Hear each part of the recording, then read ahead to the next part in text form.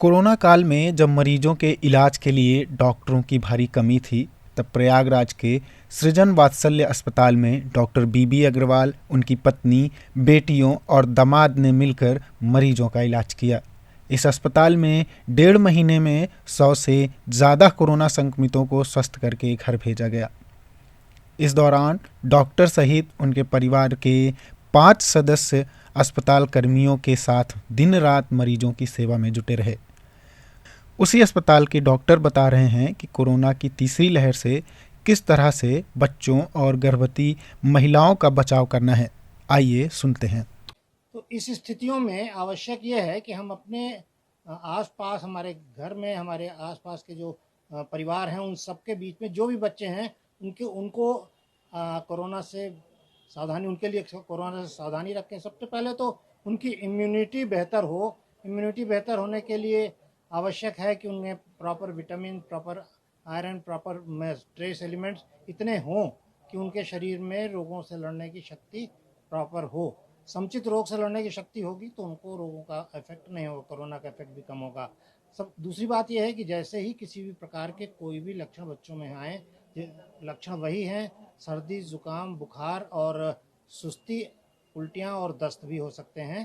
तो अगर इस प्रकार की तकलीफ़ें होती हैं तो बच्चों को तुरंत हम आवश्यक जांच, आवश्यक चिकित्सकीय परामर्श लें और अगर आवश्यकता हो तो उनकी RT-PCR और एंटीजन टेस्ट कराएं, कोरोना की जांच, जिससे हम उनको शीघ्र ही प्रारंभिक स्टेज पर उनका उपचार हम कर सकें। और चूंकि बच्चे छोटे हैं, वो अपनी तकलीफ स्वयं नहीं कर सकते, इसलिए हम सबको उनके स्वास्थ्य के प्रति अधिक जागरूक रहने की आवश्यकता है और अधिक ध्यान देने की ज़रूरत है कि हम उनको इस समय जैसे नॉर्मल पब्लिक एक कोविड पॉजिटिव हो रही है, वैसी प्रेग्नेंट फीमेल्स भी हो रही हैं, तो उनको ज़रूरी है कि प्रिकॉशंस ज़्यादा रखने हैं। जो कुछ भ्रांतियां हैं उनको मैं ज़रूर तोड़ना चाहूँगी, जैसे कि अगर फीमेल कोविड पॉजिटिव है तो वो दूध नहीं पिला सकती, ऐसा नहीं है। अगर मदर कोविड पॉजिटिव है तो वो अच्छे से हाथ धुल के, मास्क पहन के बच्चे को अपना खुद का दूध दे सकती है, लेकिन बच्चे को दूध पिलाने तक के लिए अपने पास रखे, उसके बाद फिर घर के किसी और सदस्य को दे दे, क्योंकि बच्चे के लिए माँ का दूध सबसे इम्पॉर्टेंट होता है। उसके अलावा वैक्सीनेशन को कुछ लेके जो भ्रांति हैं कि लैक्टेटिंग फीमेल वैक्सीनेशन लगा सकती है कि नहीं, तो लैक्टेटिंग फीमेल वैक्सीन लगा सकती है। अभी हमें ICMR ने भी परमिशन उसकी दे दी है। प्रेग्नेंट फीमेल्स को अभी वैक्सीन लगाने की परमिशन नहीं मिली है क्योंकि उसके अभी ट्रायल्स और होने बाकी हैं। देखिए, अब इस समय वैसे भी प्रेगनेंसी में क्या होता है, हमारी इम्यूनिटी थोड़ी सी कम हो जाती है, तो उसमें कोविड होने का खतरा और बढ़ रहा है। स्पेशली प्रेगनेंसी में प्रेग्नेंट फीमेल्स अभी वैक्सीन भी नहीं लगा पा रही हैं, इसलिए यह खतरा उनको और ज़्यादा है।